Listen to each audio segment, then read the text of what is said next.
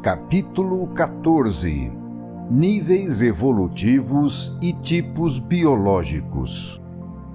Continuemos a observar, na prática, o conteúdo e o significado de nosso diagrama, verificando a sua correspondência com a realidade naqueles trechos que, por estarem mais próximos do homem, são mais interessantes, constituídos pelos níveis evolutivos A2, A3 e A4. Depois das teorias gerais, procuramos, com exemplos, descer à realidade da vida, onde é possível realizar o controle da verdade teórica, colocando-a em contato com os fatos para confirmá-la. Esse é o nosso método.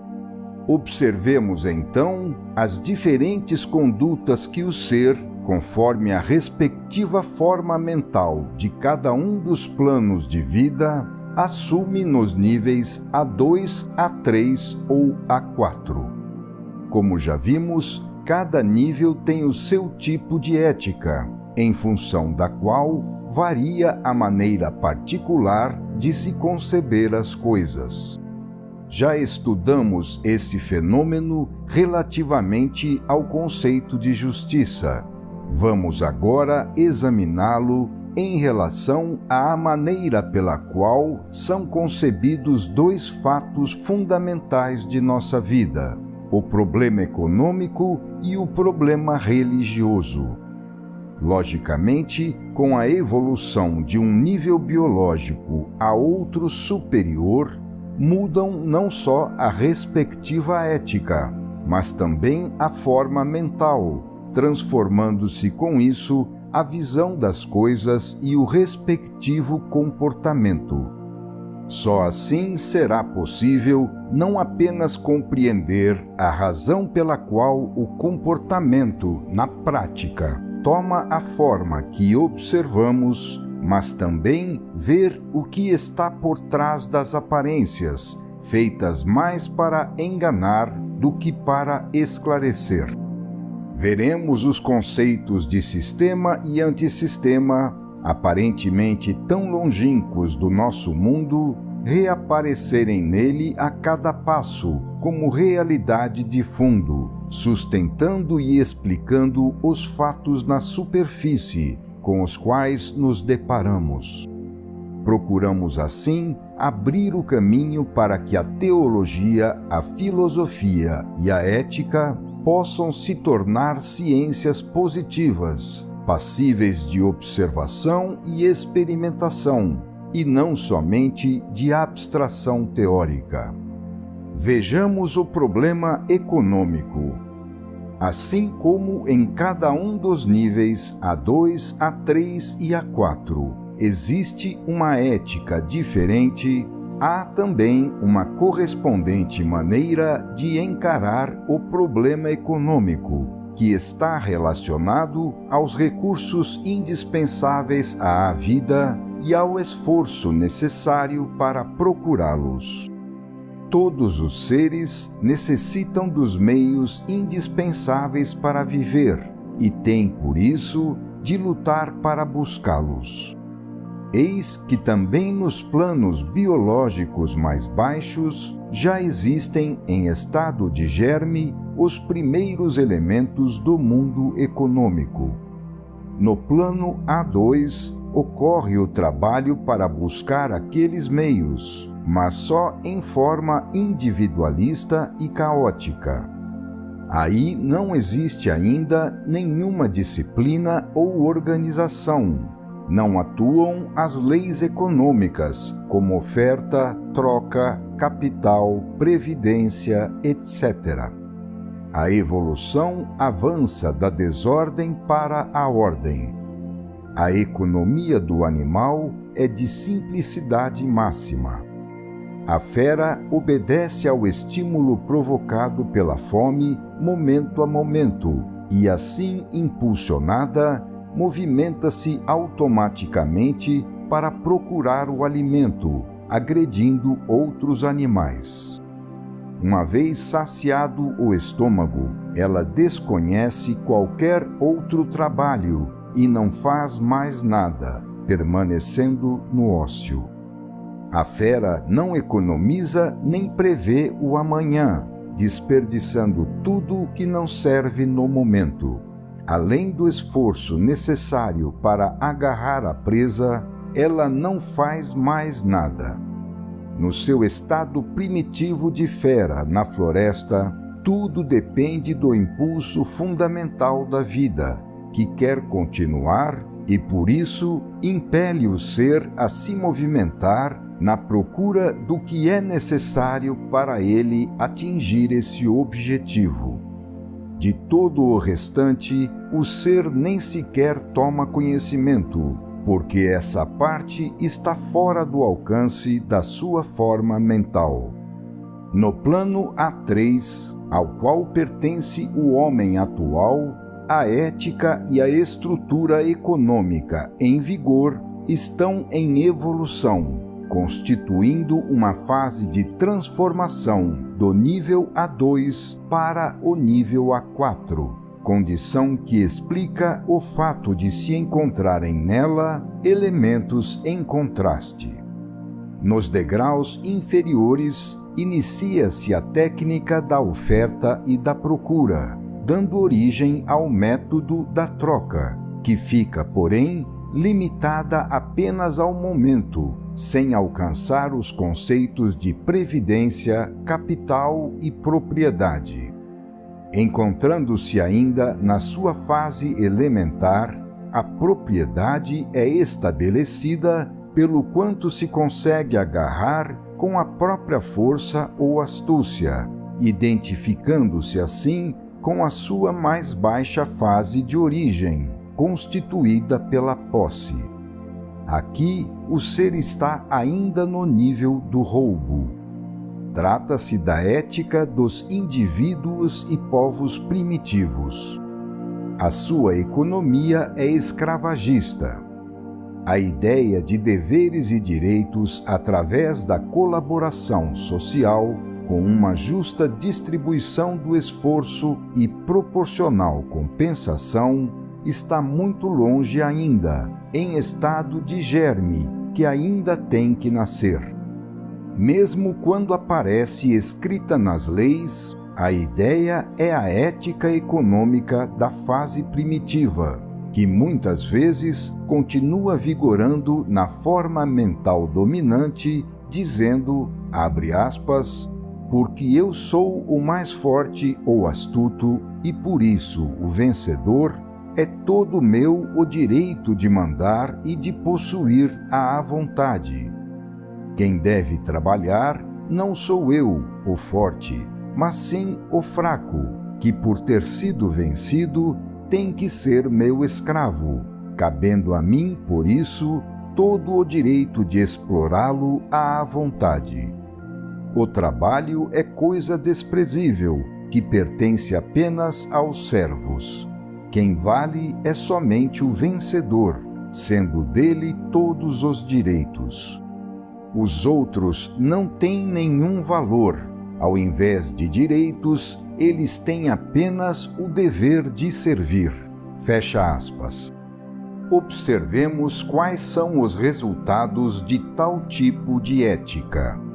Primeiro, nos países desse nível, onde vigora essa forma mental, todo movimento econômico, político e financeiro, demandando salário público e particular, praticado com a psicologia de senhor e escravo, é um esforço que se dirige não para produzir, mas sim para vencer na luta desapiedada. Então o atrito absorve todo o esforço, cujos resultados úteis tornam-se mínimos. Não há atividade mais improdutiva do que o estado de guerra, que é regime de destruição. Segundo, o método de aquisição não é o trabalho, mas sim o roubo. Por isso, todas as energias concentram-se na arte de roubar e não de trabalhar. Porém, somente o trabalho enriquece, porque produz, enquanto o roubo empobrece, porque representa apenas uma expoliação e transferência de um para o outro, sem nada produzir. Do roubo deriva um grande gasto de energias, que se desperdiçam para que somente alguns poucos possam explorar todos os outros.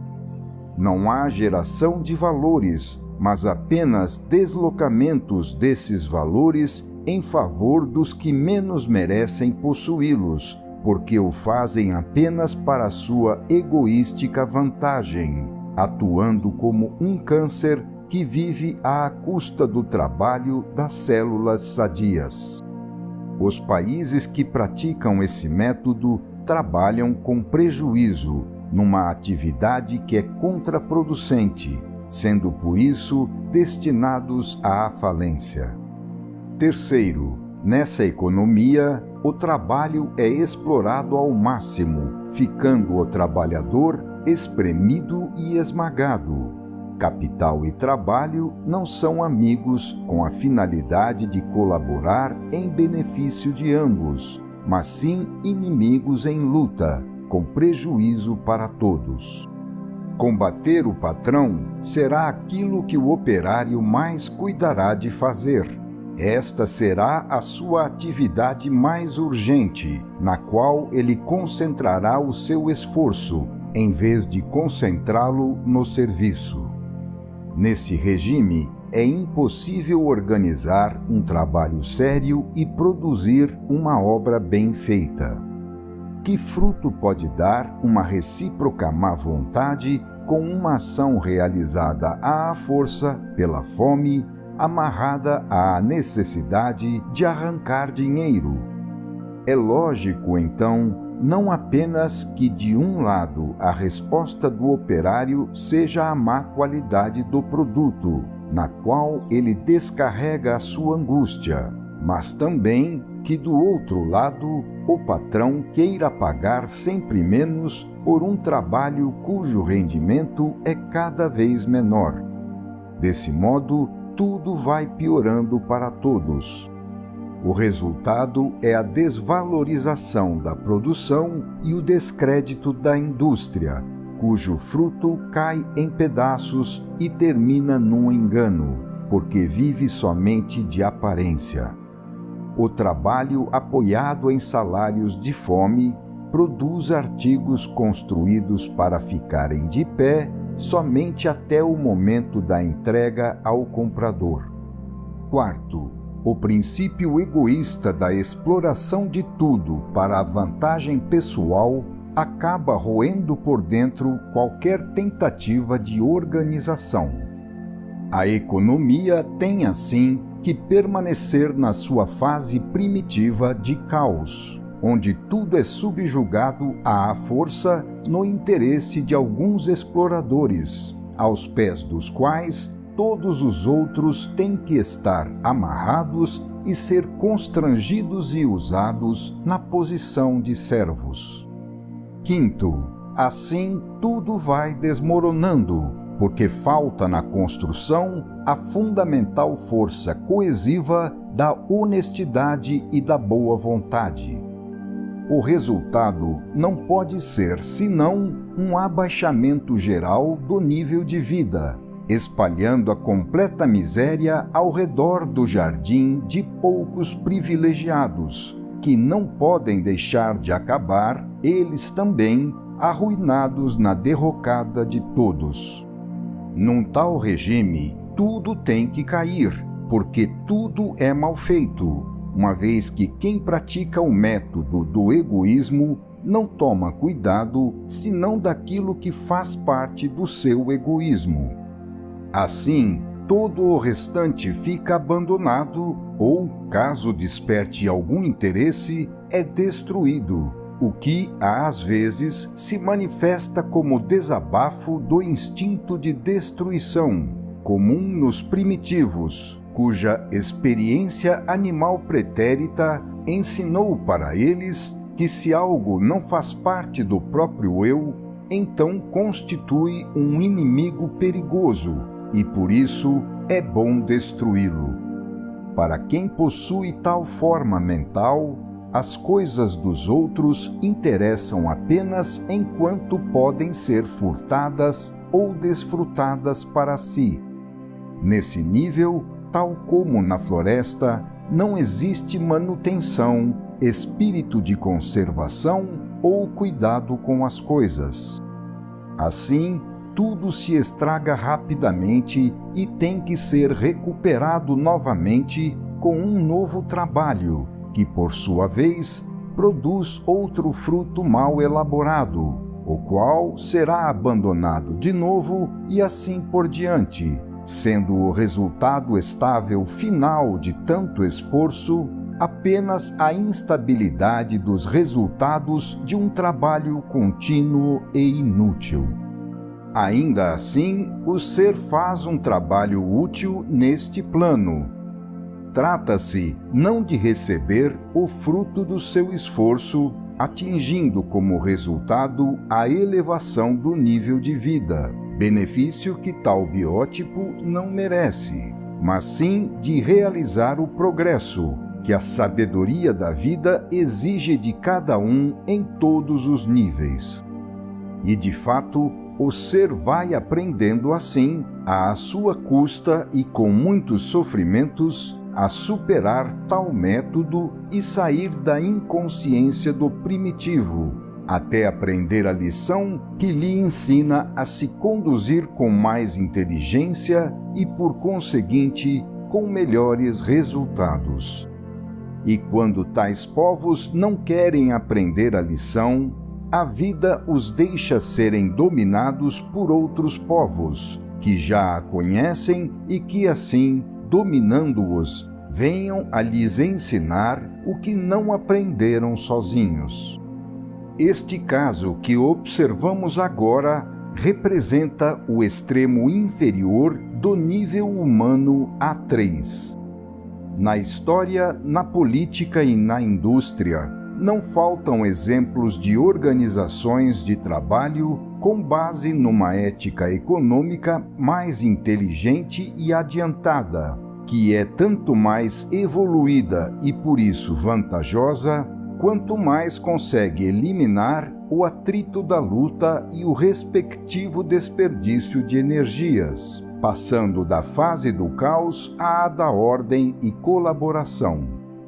Isto é o que a vida quer atingir, e é nesta direção que a evolução avança, impulsionando sempre todos os seres a alcançar, relativamente ao seu nível, um resultado útil.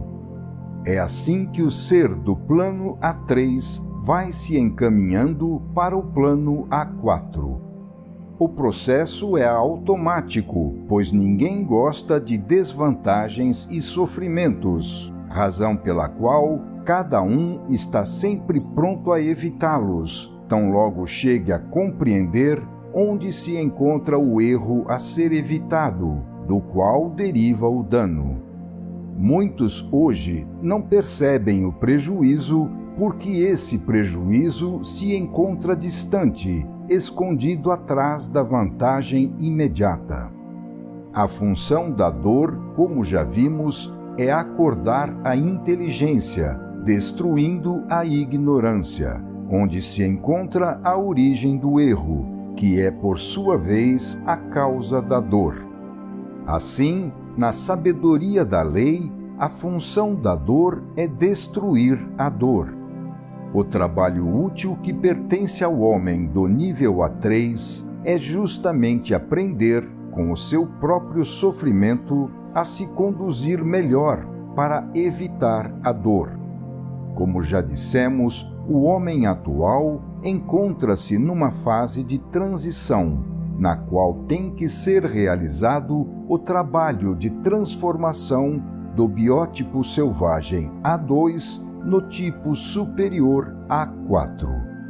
Assim, ainda não existe o estado orgânico completo de uma ordem mundial, que se resume apenas a algumas tentativas parciais e instáveis, acima das grandes massas imaturas.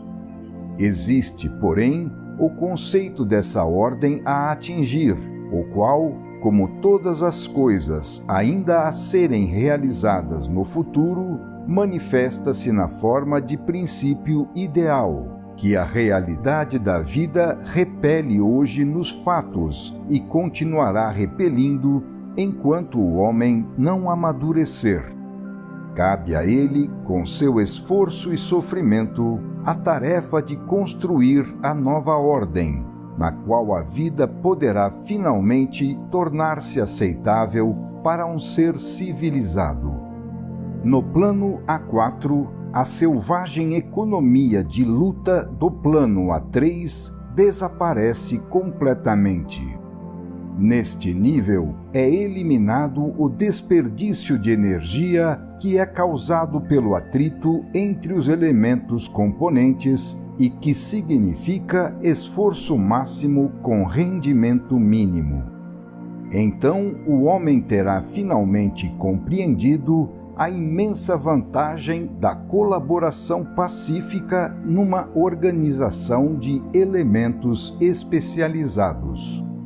Isso não é contra as leis da vida, pois satisfaz o seu princípio de utilitarismo e representa um estado que de fato já existe na organização alcançada por alguns insetos, como as abelhas e as formigas, cujas coletividades atingiram esse estágio mais adiantado de evolução, onde o trabalho é pacificamente distribuído entre os indivíduos em formas diferentes, constituindo assim um conjunto orgânico de atividades com rendimento máximo.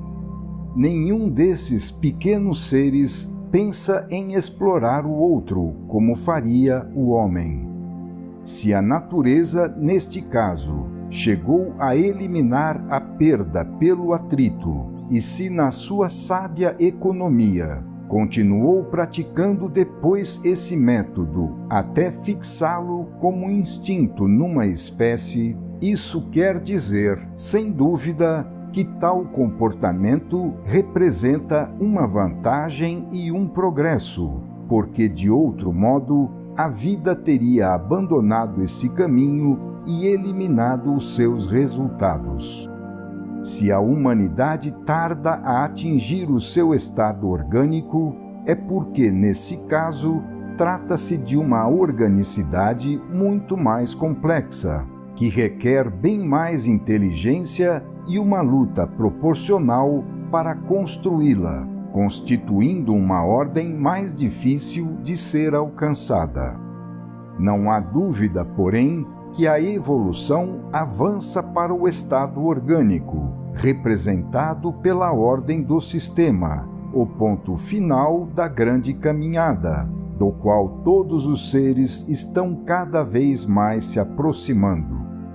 Tudo isto está de acordo com um dos princípios fundamentais da lei, o princípio das unidades coletivas, como foi explicado em A Grande Síntese. Na ética do plano A4, a luta e a exploração tornam-se um absurdo inadmissível, que somente pode existir no nível A3, devido à ignorância e à inconsciência do ser. Patrão e dependentes, sofrendo neste tão prolongado contato os duros efeitos do atrito recíproco, aprenderão a eliminá-lo, tornando-se colaboradores ao invés de inimigos. Neste nível superior, o primeiro paga o que deve e o segundo recebe o que merece. Assim, quem paga um salário honesto recebe um trabalho bem feito, e quem oferece um trabalho bem feito recebe um salário honesto. Neste regime, explorar o próximo não é prova de inteligência com direito à respectiva recompensa, mas sim crime, pelo qual os desonestos são banidos da sociedade, que não suporta mais o câncer do roubo paralisando tudo. Então a moeda tem valor porque é um meio com poder para adquirir alguma coisa que verdadeiramente vale e fica, e não para receber em troca só enganos. As construções realizadas com o método destrutivo do plano A3 são produto de um esforço negativo e não podem acabar senão desmoronando sobre todos, inclusive em cima da cabeça daqueles que acreditam ser vencedores. Somente as construções realizadas com o método do plano A4 podem ficar em pé, porque, sendo produto de esforço positivo, não estão roídas por dentro pela negatividade do método do plano A3. Trata-se de um problema não de moral ou de virtude, mas sim de um resultado automático das leis da vida, implícito no tipo de esforço, cujo rendimento pode ser calculado. Quem erra esse cálculo tem que pagar as consequências. É lógico que ainda subsista no fundo, nas camadas mais baixas do subconsciente, os instintos atávicos de rapina e egoísmo. Mas é lógico também que o ser, entregando-se a tais impulsos, tenha de ficar abandonado à capacidade de defesa dos seus recursos pessoais, isolado do poder de defesa maior que só uma sociedade bem organizada pode oferecer aos seus componentes. Falamos aqui de uma organização de substância, onde todos juntos, tal como as engrenagens de um relógio, trabalham ordenadamente, e não de uma organização formal feita de aparências, com uma complexidade que, não sustentada internamente pela honestidade, torna-se uma complicação perigosa, onde tudo termina por gerar confusão, propiciando justamente o ambiente que os pescadores de águas turvas mais procuram para prosperar. Este método do plano A3, ainda que possa representar uma vantagem momentânea para alguns indivíduos, aqueles piores, acaba levando todos, mais cedo ou mais tarde, à ruína geral. Vimos assim os resultados do método de vida do plano A3.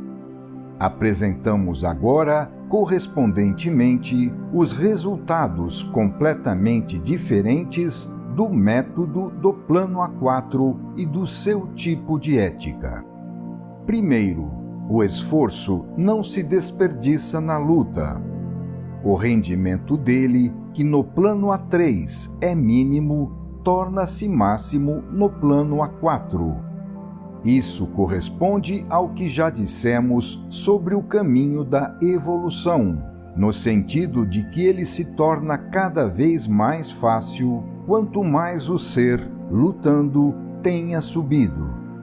Segundo, se neste plano A4 vigora o método do trabalho positivo e não o do roubo negativo, então os resultados desta vez serão positivos e estáveis, opostos aos precedentes. A economia geral, quando apoiada em uma atividade sadia de produção, é destinada à prosperidade e não mais à falência.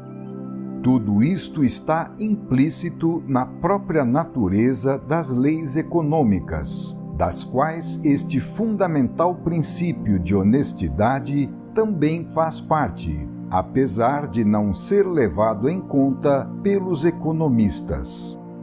Para este método, automaticamente, já se encaminharam os povos mais civilizados, e terão de se encaminhar também aqueles que desejam civilizar-se. Terceiro, abandonando o método da luta, torna-se possível passar ao sistema mais evoluído e muito mais vantajoso da colaboração, alcançando a fase orgânica, o que significa a capacidade de produzir e construir seriamente, porque se pratica um trabalho sério. Quarto, a economia pode passar do nível primordial de caos, onde há lugar apenas para o lucro de poucos indivíduos exploradores, ao nível mais avançado de ordem, onde há lugar para o lucro de todos. Sustentado pela força fundamental da honestidade e da boa vontade na ordem, o resultado final não pode ser senão uma elevação geral do nível de vida para todos, e não só em favor de alguns indivíduos isolados, que, perseguidos pela inveja e pelo ódio dos desamparados, ficam constrangidos a uma luta contínua para defender a sua fortuna. Na ilusão de resistir para sempre, eles legitimam com leis a sua posição, escorando-a com a força armada, alianças e toda sorte de sagacidades humanas.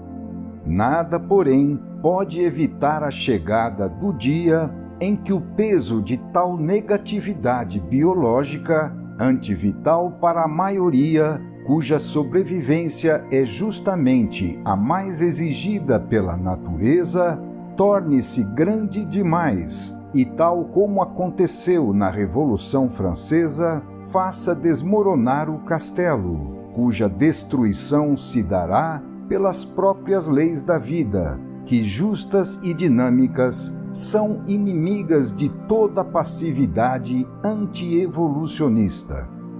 No nível A4, não somente tudo é bem feito e, por isso, resiste e dura, mas também cada um, ao invés de ser um destruidor, é um natural conservador do que foi construído, evitando assim a deterioração e a perda, as quais custam muito trabalho, significando desperdício de energia e aumento do esforço necessário para se manter o mesmo nível de vida.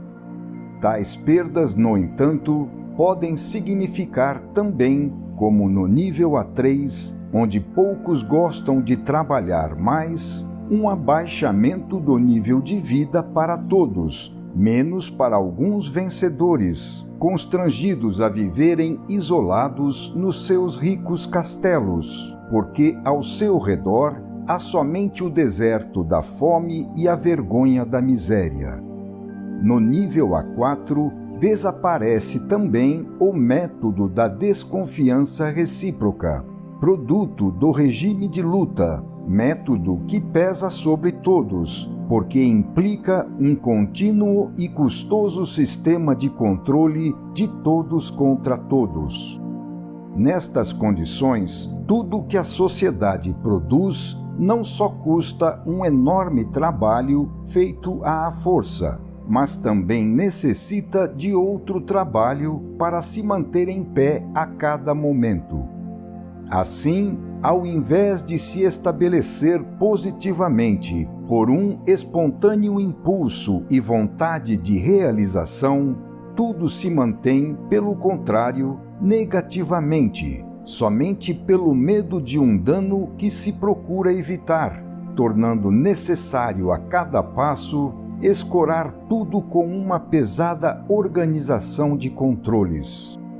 O problema atual é evoluir do nível A3 para o nível A4. Mas para compreender o novo método, é necessário desenvolver a inteligência, o que, como já sabemos, não pode ser realizado senão pela dor.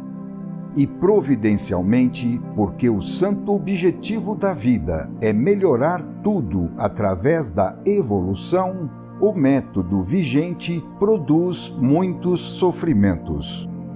Para entender, é necessário que todos, sobretudo aqueles que acreditam ter vencido, sofram os duros efeitos, é indispensável um amadurecimento de inteligência geral, tanto dos ricos, para entender as necessidades dos pobres, como dos pobres, sempre prontos a imitá-los, repetindo de modo pior as culpas dos ricos. E, de fato, vemos funcionar a todo momento a dor, que com a sua pressão constante vai sempre ensinando, interrompida apenas por alguns ilusórios momentos para aqueles que, iludidos, julgam-se afortunados. É necessária toda a ignorância do primitivo para não chegar a compreender que a riqueza conquistada com os métodos do nível A3 não pode representar senão um fruto envenenado, o qual, segundo as leis da vida, pelo princípio do retorno à fonte, tem que acabar envenenando quem o possui, devolvendo ao indivíduo, como é justo, os seus próprios enganos e, desse modo, reduzindo-se a uma traição. Está na lógica da vida que satisfações não merecidas, ganhas às avessas, não possam gerar senão ilusões e dores. Este problema, assim como o outro já mencionado, também não é uma questão de moral ou de virtude, mas sim o resultado automático da própria estrutura das leis da vida, que os atrasados não compreendem. Praticar o método do nível A3, explorando o próximo, não é prova de inteligência, mas sim de ignorância, representando para quem o pratica o caminho da ruína e não da vitória. Quando tal método é usado pela classe dirigente, muitos são levados a imitá-lo, e isso pode levar uma nação inteira à ruína. Mas o que pode fazer a sabedoria da vida se o homem tem que permanecer livre e se na sua forma mental não existe outra maneira para ele aprender senão através do seu próprio dano, a única forma possível de ensinar quando se trata de povos primitivos? Há, de um lado, a necessidade absoluta de se realizar a evolução, porque ela é o único meio de salvação. Mas há também, do outro lado, o ser, que na sua inconsciência rebela-se contra a sua salvação, a qual, para que ele não se perca, tem que ser então realizada à força. Nesse caso, não há outro meio para atingir essa finalidade senão a dor. E é isto que a vida, como é lógico que faça, está de fato praticando. Seria loucura pensar que poderíamos intervir no amadurecimento de fenômenos de tamanha envergadura, indo contra resistências tão poderosas. Então, a última e resolutiva palavra pertence ao azorrague da dor, pois ela representa o mais enérgico e abençoado propulsor do fenômeno da evolução. Observemos agora, conforme as diferentes éticas dos planos A2, A3 e A4, qual é a correspondente maneira de encarar o problema religioso. Ele também corresponde a uma necessidade fundamental do ser, que precisa dirigir sua conduta buscando se orientar de alguma forma num oceano desconhecido, para conseguir enxergar no mistério que o cerca de todos os lados. É lógico que o ser, em cada plano de vida, faça isto de uma maneira diferente, em proporção ao nível de evolução atingido. No plano A2, a fera não conhece religião nem regra moral.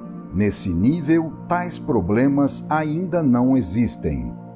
Aí vigora a ética da força, sendo a conduta dirigida pelos instintos, através de uma sabedoria elementar, fruto das lutas passadas, pelas quais sobreviveu apenas quem aprendeu a vencer. Nesse nível, tudo é lícito, numa liberdade sem limites, que permite a cada um fazer o que bem entender contra qualquer outro e vice-versa, numa luta contínua de todos contra todos. No plano A3, o problema se complica, porque aparecem novos elementos. Uma vez que o nível A3, como já vimos, representa uma fase de transição entre o nível A2 e o nível A4, ainda vigoram no fundo dele os princípios do plano A2, em luta com os do plano A4, que se encontram no topo e desejariam destruir aqueles para substituí-los. Assim, à luta do nível A2 junta-se outra de uma forma diferente, travada entre a luz e as trevas. De uma parte, a luz que desce dos planos superiores com a revelação, ditando normas de conduta no terreno ético, representa o bem, impulso positivo que deriva do sistema. Da outra parte, as trevas que sobem dos planos inferiores com os instintos da fera, ditando outras normas de conduta no terreno ético, representam o mal, impulso negativo que deriva do antissistema. O ser é ainda ignorante, mas nele acordou um desejo de saber, inexistente antes, o que significa desejo de ser iluminado. Começam então a aparecer, no caos da liberdade absoluta, os primeiros elementos de uma norma diretora, dando origem às leis religiosas e civis. Desponta no mundo o conceito antes desconhecido de lei como regra de vida, manifestando a primeira concretização do princípio de ordem, que, pertencendo ao plano A4, começa assim a descer à Terra. Esse é o sentido no qual os homens puderam afirmar que essas leis superiores tinham origem divina, porquanto desciam do alto, de planos de vida mais próximos do sistema. Tais princípios, porém, descendo a um plano inferior ao seu, no mundo da fera, são recebidos na prática como um absurdo. Explica-se assim a contínua contradição que de fato se encontra entre os ideais e a realidade da vida, entre os bonitos princípios teóricos e a péssima conduta humana, entre o que nas religiões é pregado e o que nos fatos é praticado. Quando a luz tem que penetrar nas trevas, ela não pode deixar de ficar de algum modo distorcida. Como pode o princípio de justiça do plano A4, ao descer no plano A3, deixar de se chocar com o princípio da força vigorante nesse nível? E de que outro modo tal princípio poderia agir, a não ser adaptando-se aos instintos da fera e aceitando os respectivos métodos de força, sem o que a fera não presta ouvidos nem toma conhecimento, pois a força é o único argumento que ela entende. Se o anjo não se torna fera, não pode sobreviver na terra, restando a ele apenas sacrificar-se como mártir e libertar-se com a morte, fugindo para o seu mundo. Eis como vemos aparecer na Terra um produto que parece híbrido, porquanto é uma mistura de céu e inferno, de espírito e matéria. Esta é a razão pela qual as leis existentes, enquanto por um lado sustentam teoricamente princípios de justiça e bondade, pertencentes a uma ordem superior que somente pode ser o resultado da compreensão e colaboração, por outro lado, permanecem ao mesmo tempo armadas de uma sanção punitiva, apoiada no método da força, que, representando o princípio da desordem, é a negação da justiça e da bondade. Se o esforço que desce do céu à terra é para endireitar tudo que se encontra aqui, o esforço do mundo é no sentido de emborcar no seu nível A3 tudo que, vindo do céu, desce do nível A4, cujos conceitos são pregados de maneira correta, mas acabam sendo praticados às avessas, gerando na realidade um estado de luta e contradição, que só desse modo pode ser explicado. Em função disto, vemos aparecerem resultados estranhos, porque a lógica do mundo tem que obedecer ao mesmo tempo a dois princípios opostos, o do nível A4 e o do nível A2. É assim que vemos o direito do mais forte tornar-se justiça e a justiça ter valor porque está apoiada na força. Todos sabem que sem a força a lei é vã, mas ninguém se pergunta o porquê disso. Aparecem, então, a lei armada de cadeias e a bondade do Evangelho armada de inferno. Isso já bastaria para justificar a reação da lei, como já vimos. Mas a lei só reage quando o ser comete erros, reagindo tanto mais quanto mais o ser os comete, ação que se verifica em proporção à ignorância dele, a qual aumenta à medida que se desce aos planos inferiores da vida. Então, a reação punitiva é qualidade que pertence sobretudo a esses planos, e o fato de que as leis penais, civis e religiosas da terra não podem dispensar o uso de tais métodos de punição prova a inferioridade desse mundo. Quanto mais elevado for o nível e quanto mais o ser subir até eles, tanto menor é a reação da lei, porque com o desenvolvimento da consciência e do conhecimento diminuem os erros, que são a causa da reação, até que, alcançando-se o sistema, acabam os erros e a respectiva reação da lei, extinguindo-se a dor. No fim da grande caminhada da evolução, com o retorno ao sistema, esses dois elementos, erro e dor, têm que desaparecer, porque, tendo sido eles fruto da queda, somente podem existir no antissistema como resíduos da revolta, nos seres ainda não completamente purificados. É deste modo que se explica por que, no terreno religioso, encontramos as mais estranhas associações, nas quais se misturam nobres ideais com o desabafo de instintos, sublimes intuições do superconsciente com retornos à animalidade do subconsciente, sabedoria com ignorância, amor com vingança, justiça e bondade perfeitas, qualidades de Deus, com o constrangimento pela força, qualidade da fera. Mas a natureza do homem encontra-se nessa fase de transição, sendo inevitável o contraste entre os elementos opostos que nela se encontram. É natural que na parte superior do ser funcione a parte mais nobre e que, ao mesmo tempo, na parte inferior, continue funcionando a pior.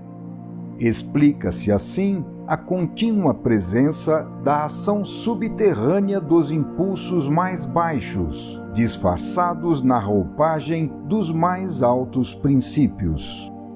No que mais pode se tornar então a religião na Terra? Ai de quem ousa desvelar a realidade oculta atrás das aparências. É escândalo dizer que o homem faz o contrário do que prega, mostrando que ele exige que os outros creiam numa mensagem que ele não vive. Entre todos os mistérios, não se deve revelar este, que pelo seu absurdo parece um dos maiores mistérios das religiões. Tomemos, por exemplo, os 3 votos franciscanos: pobreza, castidade e obediência, que poderiam representar uma síntese das virtudes cristãs. Ora, uma vez que na Terra funcionam ao mesmo tempo as leis de 2 planos diferentes, A2 e A4, não há coisa que não possa ser emborcada. Conforme o plano de vida, muda a forma mental e, com ela, a maneira de conceber as coisas. Então, as sublimes virtudes com que o homem do plano A4 procura o desapego de um mundo para ele inferior em busca de uma vida superior, tornam-se na forma mental do homem do plano A3 uma negação inaceitável, porquanto resulta na destruição da vida no plano material, que para tal biótipo representa toda a vida, a única que ele conhece. Acontece, então, que quando um involuído tem que aceitar tais virtudes, ele não as pode conceber senão na forma de fingimento, buscando escapatórias para si, mas a recomendando para os outros que ele julga simplórios como ótima coisa a praticar. As razões que o levam a agir assim são as seguintes.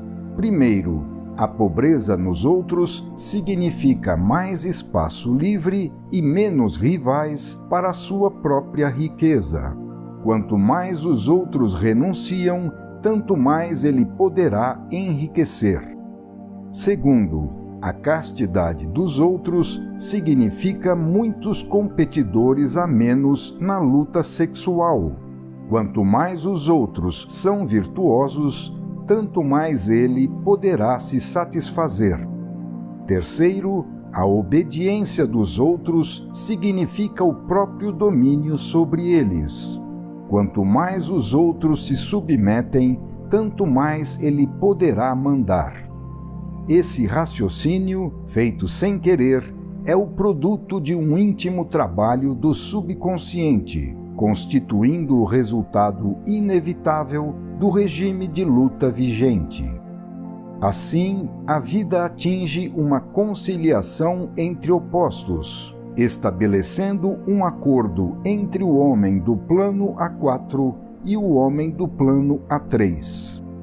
Esse compromisso é realizável porque a mesma coisa é vista de 2 pontos de vista diferentes.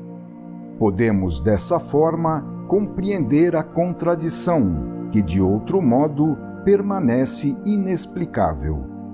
Assim, a vida resolveu o caso através de um recíproco mal-entendido.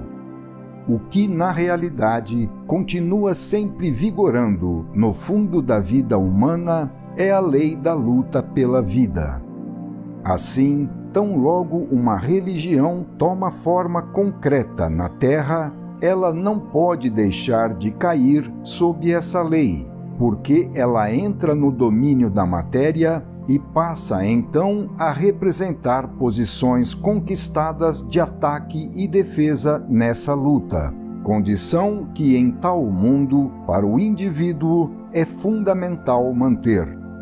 Sobre as religiões foram construídos imensos edifícios de interesses, que representam o principal valor em relação à forma mental do homem do plano A3, cujo tipo constitui a maioria, enquanto os princípios ideais, tão importantes para o homem do plano A4, são coisa longínqua, que estão situados fora da vida real, e que, por isso, devem ser apenas pregados, não merecendo ser levados a sério.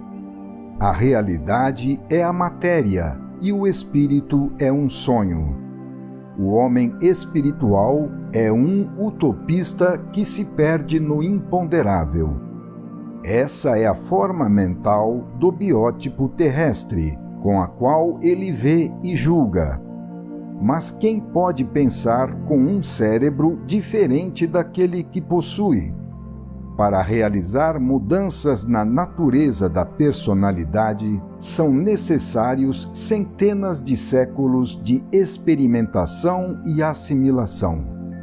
Assim, o máximo que o homem pode fazer, tal como acontece quando se domesticam os animais, é permanecer na sua própria substância, repetindo mecanicamente a lição dos ideais, aprendida de cor, e isso até mesmo para o seu indispensável ganha-pão. Ensinaram para ele que a sua forma mental está errada e tem que ser destruída. Mas se o homem não pode destruí-la, porque ela representa a sua própria natureza, e ele não possui outra para substituí-la, o que mais pode fazer o homem se não permanecer como é? Isso nos mostra que, às vezes, na prática, o ideal termina em ilusão. Uma triste consequência de tudo isto é que o ideal acaba condenado justamente por aqueles que, tendo o dever de sustentá-lo e tomá-lo a sério, lamentavelmente não o fazem, buscando o ideal somente por curiosidade, como quem busca saber apenas por saber. Quem não age assim é julgado perigoso, porque solapa as raízes das árvores e representa uma ameaça exatamente para as posições terrenas, as que mais interessam. O indivíduo que de fato procura a verdade deve ser afastado, porque acaba descobrindo os pontos fracos, os quais ninguém deve conhecer, porque lançam o descrédito sobre a organização daqueles cuja vida material baseia-se na pregação daquela verdade. Entre as forças do plano A4 e as do plano A2, há uma luta terrível. Trata-se de um momento da grande luta entre o sistema e o antissistema. Aqui, essa luta aparece viva, tomando a forma de conflito entre o anjo e a fera. Pelo dualismo dos dois termos opostos em que se despedaçou o universo devido à queda, bem e mal se chocam. O primeiro no sentido de realizar a evolução para o sistema, e o segundo no sentido de paralisá-la para ficar no antissistema.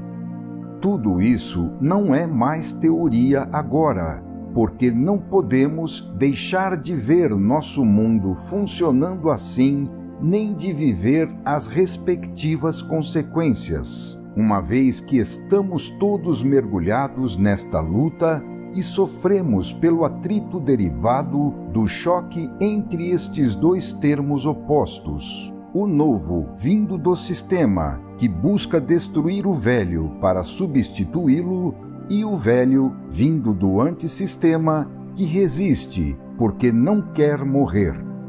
Eis as profundas raízes dessas lutas humanas, que vemos aparecer na superfície como um absurdo inexplicável, em contradição consigo mesmo, cuja razão lógica está na profundeza, mas que aparece quando o fenômeno é observado em função da primeira origem das coisas.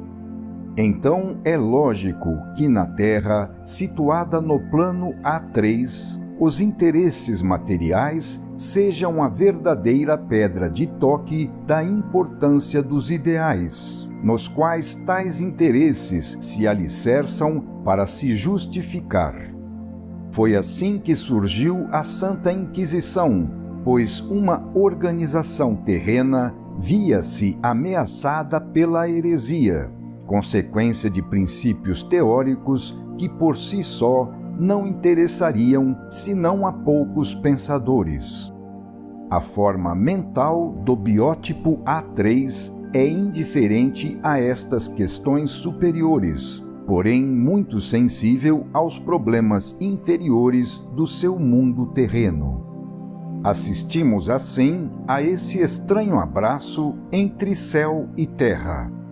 O céu, com o intuito de descer e realizar o seu programa na terra, tem que tomar uma forma material, que deveria ser apenas uma veste do espírito e existir somente em posição subordinada a ele. Mas a matéria também representa uma força e uma vontade que quer se realizar. Eis então que, por sua vez, a matéria tenta prevalecer sobre o espírito, impondo a ele as suas exigências. Nesta luta, é lógico que o mais forte vença. Ora, podemos observar em cada momento da história qual dos dois se faz mais forte. Quando é o espírito, isso significa que a humanidade está evoluindo. Quando, porém, a matéria é mais forte, o céu vai à falência e a inferioridade animal triunfa, o que significa que os interesses prevalecem e que, portanto, a humanidade está involuindo. Em tais condições, pode-se chegar ao ponto em que os interesses materiais acabem constituindo o único objetivo das religiões. Neste caso, ocorre, como já falamos, aquele emborcamento dos ideais, significando a vitória do antissistema, condição que se explica, pois o impulso do antissistema ainda não está apagado, mas continua ativo, pronto para repetir a revolta contra o sistema e descer novamente, retrocedendo para o antissistema em vez de avançar para o sistema. Perante tais fatos, o inexperiente, que não consegue analisá-los para descobrir a sua razão profunda, fica desnorteado. Mas a maioria resolve da maneira mais fácil, bastando os seus instintos para se orientar.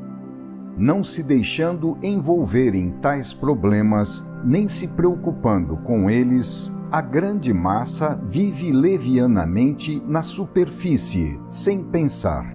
Tais questões não existem em sua mente. Assim, muitos vão mentindo sem saber nem querer, solucionando o caso pelo caminho que dá menos trabalho, adotando uma convivência contraditória entre os princípios do plano A4, apenas proclamados, e os princípios do plano A3, aqueles de fato praticados. Trata-se, porém, de uma solução aceitável somente para aqueles que, devido à sua inconsciência, acabam não se apercebendo da grande desonestidade que tais métodos representam. Quem pode entender, rebela-se e não aceita tal método. Como se pode, porém, culpar alguém por não possuir no seu cérebro a inteligência necessária para entender? O fato é que a maioria constitui um rebanho de ovelhas que pedem para ser dirigidas, porque sozinhas não sabem se orientar. Assim, havendo demanda por pastores, eles aparecem e ficam. Teoricamente, tais pastores deveriam ser biótipos do nível A4, incumbidos de trazer à Terra as coisas dos planos superiores. Mas o nosso mundo pertence ao nível A3, e aqui os tipos A4 representam uma minoria insignificante. Acontece então que os pastores acabam sendo da mesma raça das ovelhas, concordando com elas porque possuem os mesmos instintos e forma mental. Desse modo, para eles, tudo que pertence a planos superiores, situados acima do nível A3, parece utópico. Tal acordo deriva do fato de que todos pertencem ao mesmo nível de vida. O instinto deles é o crescimento no plano material e não no espiritual. Assim, em vez de procurarem a evolução interior em profundidade, procuram o triunfo exterior em superfície. Nessa atitude, ao invés de predominar a busca pelo aperfeiçoamento do indivíduo para fazê-lo subir, o que deveria ser o conteúdo fundamental da religião, prevalece o proselitismo expansionista, concebido como a coisa mais importante a realizar. Assim, também as religiões acabam caindo no nível inferior do biótipo A3, constituído pela luta, nível no qual, pelo instinto de crescimento, cada homem ou grupo humano é imperialista, o que significa rivalidade para se sobrepujarem uns aos outros. Então, cada agregado regozija-se quando uma ovelha se converte de outra religião para a sua, na qual para ele encontra-se a verdade, mas condena quando uma ovelha sua converte-se para outra religião, na qual para ele encontra-se o erro. Se tudo isto é absurdo pela forma mental do plano A4, torna-se lógico para a mentalidade do plano A3. E explica-se a razão disso. Quanto mais o ser se encontra situado perto do antissistema, tanto mais claramente a sua psicologia tende a revelar o princípio divisionista da revolta, que busca estabelecer, em oposição ao princípio da unidade de tudo em Deus, o princípio do egoísmo separatista, instinto predominante no nível inferior A3. Contrariamente, quanto mais o ser se encontra situado perto do sistema, tanto mais claramente a sua psicologia tende a revelar o princípio unitário do altruísmo unificador na obediência à ordem. É a posição do ser na escala evolutiva que estabelece o tipo da sua forma mental, da qual ele não sabe sair. Desse modo, também no terreno religioso, que deveria estar acima de nosso mundo, acabou vigorando a lei de todas as coisas humanas do plano A3. Como se pode exigir, nesse nível, que os fortes, nesse caso os mais astutos, não se sustentem de graça aproveitando-se dos mais fracos, nesse caso os mais simplórios?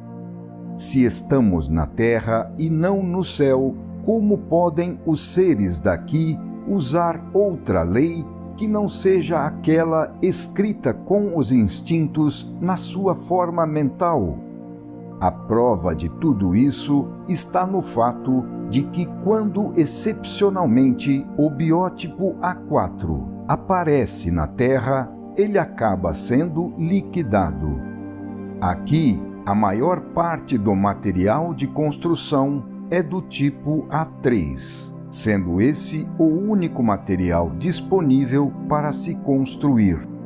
E o tipo A3, mais próximo do antissistema, representa o rebelde que busca estabelecer na Terra um reino oposto àquele que desejaria construir o tipo A4, mais próximo do sistema.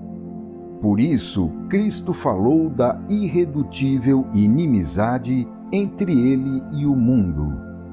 Esta é a razão pela qual o inferior quer destruir o superior, pois sabe que o superior, para evoluir, procura aniquilar toda forma de vida inferior, substituindo-a por uma mais elevada. Uma vez que o ser superior é naturalmente um destruidor dos valores inferiores, aqueles mais preciosos embaixo, o ser inferior é um destruidor de valores superiores, aqueles mais valiosos no alto. Há rivalidade e luta para a sobrevivência entre os diferentes planos de existência, pois cada um quer tomar o lugar do outro no mesmo campo da vida. As forças do antissistema não querem morrer, então lutam desesperadamente contra as forças do sistema, cuja vitória significa a morte para as forças do antissistema. Qualquer coisa que pertença a um plano superior, se quiser se realizar na Terra, tem inevitavelmente que descer até o nível humano. É evidente, porém, que a finalidade dessa descida é elevar o homem a um nível mais alto. Assim, o divino aceita se tornar humano para que o humano se torne divino. Infelizmente, o resultado desta descida foi mais um rebaixamento do espírito na matéria do que um levantamento da matéria para o espírito. Maquiavel dizia que a religião e as virtudes são úteis apenas quando usadas como encenação exibida para os outros, pois, se vividas de verdade, tornam-se perigosas. Então, parecer bom pode ser útil para evitar a desconfiança, tirando das mãos do próximo essa sua arma de defesa, a fim de que, desse modo, estando ele desprevenido, seja mais fácil vencê-lo. É assim que os lobos, disfarçando-se de cordeiros, podem se misturar com eles, passando despercebidos para atacá-los. No plano A4, tudo é concebido e realizado de uma forma diferente. Desaparecem as misérias do nível A3, próximo do antissistema, e aparecem as harmonias do nível A4, próximo do sistema. Como age, então, o ser desse plano? Esse tipo, pelo fato de ser verdadeiramente religioso, procura a substância e não a forma, à qual ele dá o valor que ela merece. Pelo seu instinto de honestidade, ele não pode aceitar viver de adaptações, que para a sua sensibilidade moral significam uma falta de sinceridade insuportável nas religiões, absolutamente inadmissível perante Deus, e que para a sua agudeza intelectual constituem evidente contradição e absurdo.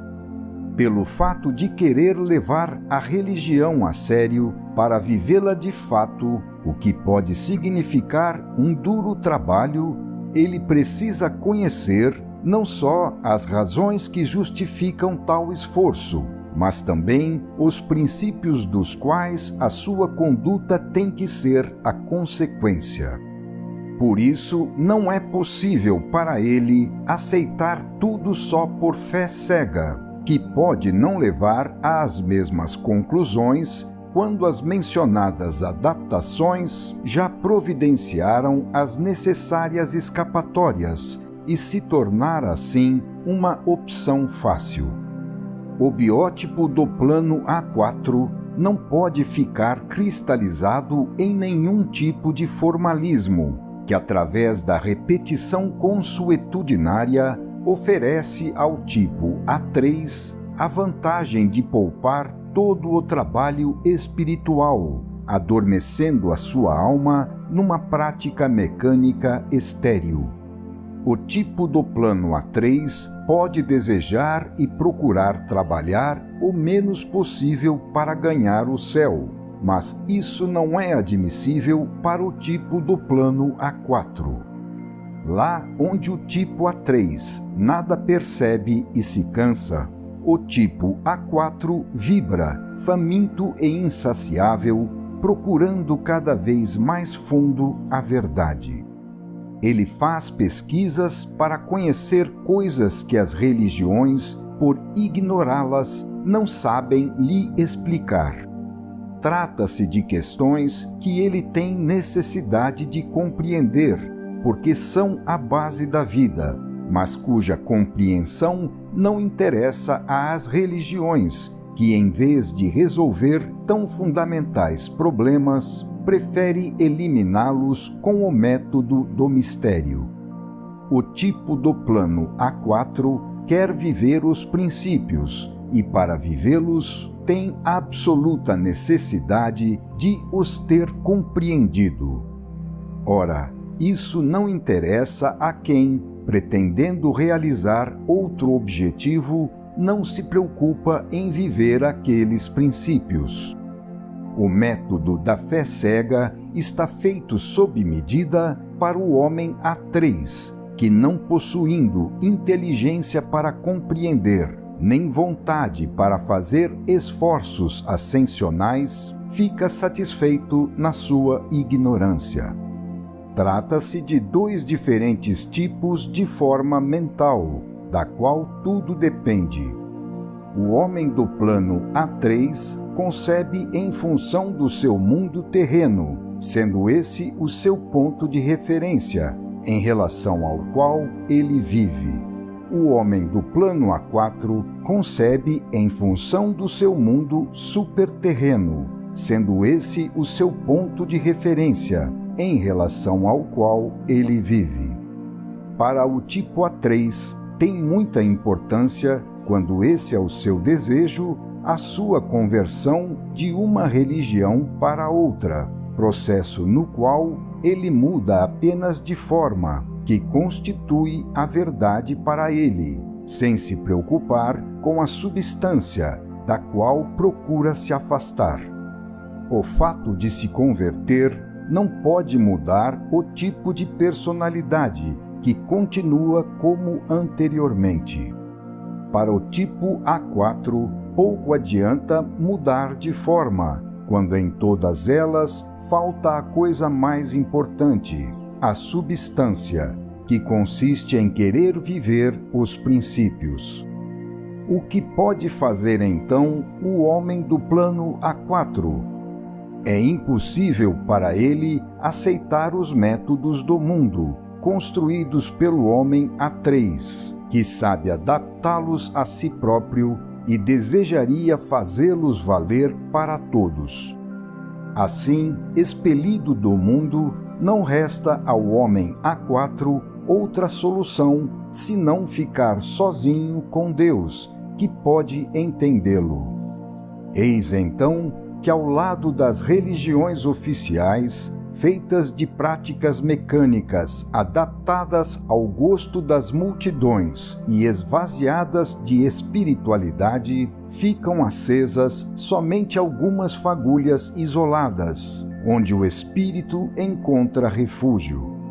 Constituindo a substância animadora de todas as formas, esta chama espiritual, pelo fato de representar uma atitude interior inacessível externamente, não é percebida pelo homem A3, pois ele só enxerga as coisas existentes no seu nível, o plano da matéria, que ele julga ser a única realidade, enquanto considera irreal o mundo espiritual. Ora, seria absurdo perseguir um ser inferior só porque ele não consegue compreender o que está além de suas possibilidades. As condenações não educam e a perseguição desenvolve por reação a inteligência, com a esperteza das escapatórias e das mentiras. Para que condenar quem não sabe entender? Essa pode ser a forma ilógica e inútil de proceder do homem A3 para desafogar o seu instinto de luta e agressividade. O homem do plano A4, porém, não pode descer ao nível do homem do plano A3, usando métodos que não solucionam nada. O que faz ele então? Uma vez que jamais impõe a solução à força, pois ao espírito não se pode chegar, senão por uma íntima convicção e por amadurecimento, não lhe resta senão entregar o caso a quem sabe e pode muito mais do que ele. Assim, sem entrar no perigoso método da luta, o qual só pode gerar uma infindável cadeia de ações e reações, ele respeita tudo e, conforme aquelas palavras, abre aspas, perdoa-lhes, porque eles não sabem o que fazem, fecha aspas, compreende a ignorância, da qual deriva o erro, origem do sofrimento, que representa o grande mestre encarregado pela lei da função de ensinar. A escola de Deus sabe funcionar por si mesma, automática e perfeitamente. Ela se encontra feita sob medida para ser entendida também pelos surdos, através da dor. Por que razão um homem sozinho, ou uma pequena minoria deles, deveria intervir contra a imensa maioria das massas humanas, quando isso não resolveria nada? Deus já providenciou tudo, operando a todo momento por intermédio da dor, que sabe como ensinar, resolvendo tudo dessa maneira. Intervir seria atrapalhar a ação de um tratamento perfeito, que cabe apenas ao médico aplicar, pois ele, sendo quem mais conhece, é o mais hábil e apto para isso. Assim, ao homem do plano A4, resta apenas explicar, quando lhe for solicitado, como tudo isto funciona automaticamente. É absurdo pensar que a lei de Deus, para atingir os seus objetivos, tivesse de esperar a intervenção do homem, colocando-se à sua disposição por não possuir meios de realização próprios e independentes. O homem do plano A4 nunca agride ou polemiza. Ele deixa o método das condenações para o homem do plano A3. Ninguém pode sair da lei do seu próprio plano, que representa a sua natureza, da qual depende a sua forma mental. Aquele que se encontra embaixo está sempre pronto para reagir contra qualquer intervenção de quem está acima, enquanto quem está acima, usando o método do Evangelho, sem fazer guerra, fica esperando tudo amadurecer, processo que, pela presença ativa da lei, não pode deixar fatalmente de acontecer. As trevas do antissistema não querem ser incomodadas pela luz do sistema. A ignorância e a mentira do nível A3 resistem para não serem destruídas pela inteligência e sinceridade do nível A4. A culpa não é desta ou daquela religião, mas sim do homem, que permanece o mesmo e faz as mesmas coisas em todas as religiões. O homem do nível A4 progride então por sua própria conta, protegido pela lei de evolução, que o ajuda a subir. As religiões preferem a condição estática para manter a estabilidade das posições nas quais se baseiam, condição que requer menos esforço e representa menos perigos, cumprindo a função útil da conservação. Tal atitude, porém, é anti-evolutiva, razão pela qual a lei do progresso, de vez em quando, é constrangida a sacudir aquelas posições estáticas, intervindo para realizar a renovação da vida, que não pode ficar paralisada no seu caminho ascensional. Nesse caso, as massas têm que se apoiar no homem do nível A4, que, avançando sozinho no caminho do conhecimento e da espiritualidade, com risco e perigo para si, está na vanguarda.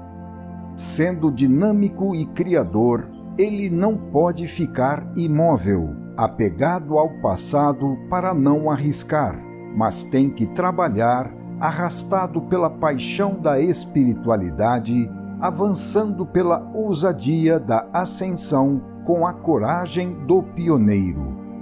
Enquanto o impulso da conservação é negativo, levando à cristalização, à velhice e à morte, o impulso da renovação é positivo, levando ao progresso, à juventude e à vida.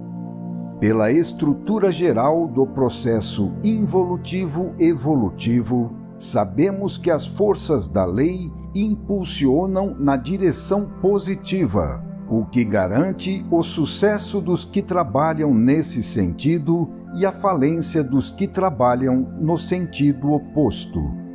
Se na Terra domina o tipo do nível A3, mais próximo do antissistema, o tipo do nível A4, mais próximo do sistema, apesar de ser minoria, acaba prevalecendo, porque é favorecido pelas leis da vida, que querem a evolução do ser. Assim como, segundo a lei, o sistema tem que acabar vencendo o antissistema, também, segundo a lei, o homem do plano A4 tem que acabar vencendo o homem do plano A3. É devido à própria lei de evolução que ao homem do plano A4 pertence o futuro, porquanto ele está mais adiantado e avança na direção do sistema. As condenações do mundo não têm o poder de parar as forças da vida, que continua seguindo inabalável o seu caminho ascensional, marcado pela lei. Final do capítulo 14.